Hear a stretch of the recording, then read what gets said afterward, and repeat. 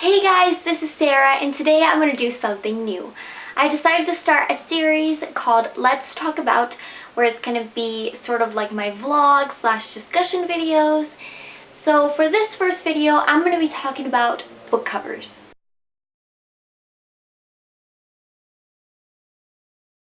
If you've seen some of my videos, you know that I want to be a graphic designer. And one of the main reasons that I want to be a graphic designer is to be able to design book covers that people will love and will get them interested in reading and in books. So today I'm going to talk about the top 5 things that I look for in a good book cover. For this video in particular, I'm going to be talking about young adult, dystopian, paranormal, fantasy, and those types of genres, which have very bright and interesting book covers. I'm going to make another video about contemporary books later on in the year, which has a different type of list. This list is in no particular order, so let's get started. One of the first things that I look for in a book cover is contrast. Contrast is what makes covers pop. Contrast is created by having 2 colors of opposite sides on a color wheel. If you haven't seen a color wheel, here it is.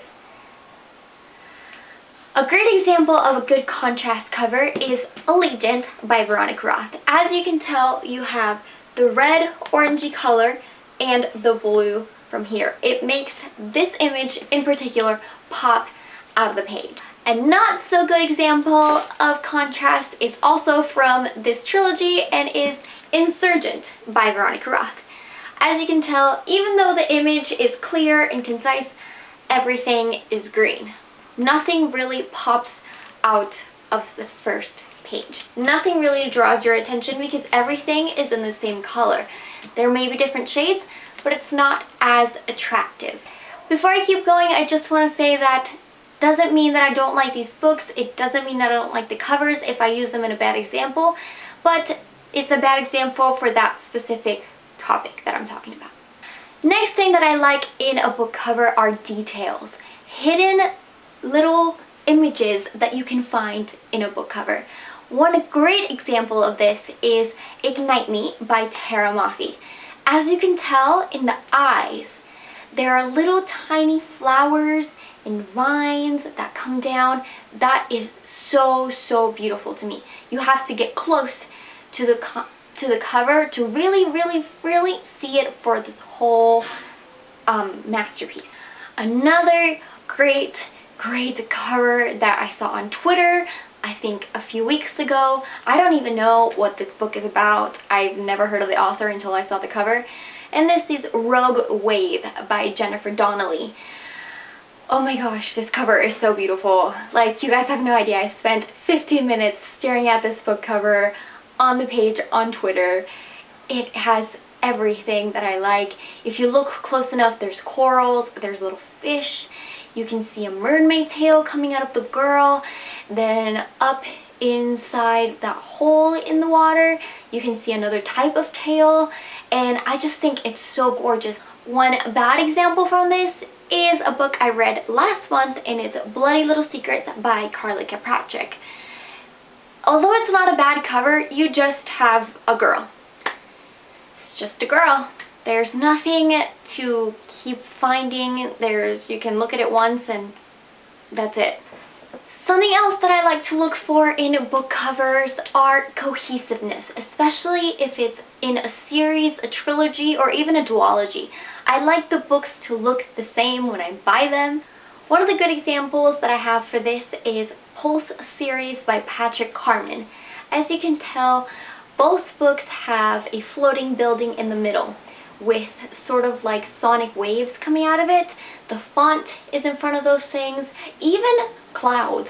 Both clouds on both book covers are on the right side, moving towards the left. And buildings and city at the bottom.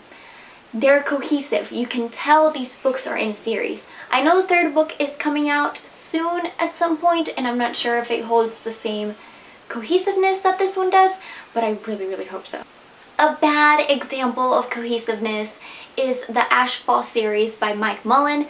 I have not read this series and it sounds really interesting, but the covers really turn me off.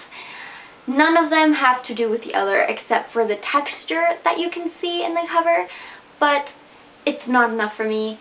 They're just seems like companion books instead of a cohesive series.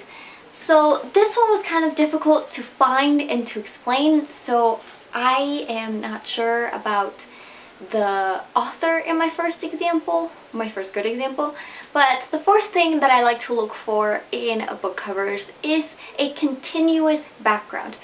What that means is that from the front cover to the back cover, including the spine, it is the same background. It's all the same image. I think that's really gorgeous. It kind of annoys me when I open a jacket from a hardcover book and the spine kind of breaks the cover. It's just a pet peeve of mine. Maybe it's because of my design aesthetic. I don't know. But it's something that really annoys me and I don't like it at all. So a really good example of this is it's a book, Fever. I found this on Google Images and I thought it was great.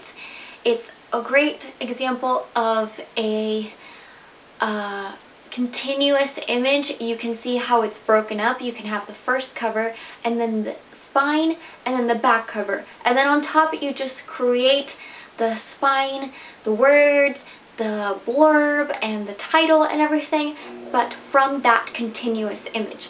A not so good example, which kind of contradicts my details example, is Shatter Me by Tara Mafi. Like I was talking about, this is those type of covers that the spine kind of breaks the cover and it's not as smooth transition as I would like when you open it. I think every detail counts when you're making a cover. The inside of the jacket, the outside of the jacket, the hardcover, and this annoys me so much when they do stuff like this. And the last thing that I love and look for in book covers is gradients. A gradient is a shift from one color to another in one specific space. So a really good example of this is the Taken series by Erin Bauman.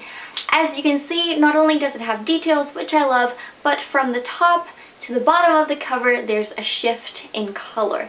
I think that is so gorgeous. I love when people do that. And it's bright, it catches your attention, as well as the fonts kind of play in with those colors. And I think whoever designed this should get an award because I love these. I don't even know what they're about, but I just got them because of the cover. A bad example of this is the Unearthly series by Cynthia Hand.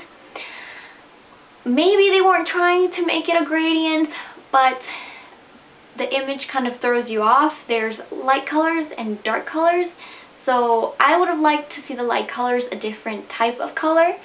So the image itself, the girl, would pop out more, which has to do with contrast. So I don't really like these. I think it kind of washes out the girls and the font as well. Everything would have been so much better if they were contrasting colors to make them pop. So guys, I hope you liked this video. I hope you understood what I talk about. Maybe I used a lot of designer words. I don't know. If there's anything that you didn't understand or have a few questions of, put them in the comments below. I'm really hoping that these catch on, and I'm hoping to do a lot more opinion videos like this one. And yeah, I hope you like them. Follow me on social media, and thanks for watching. Bye.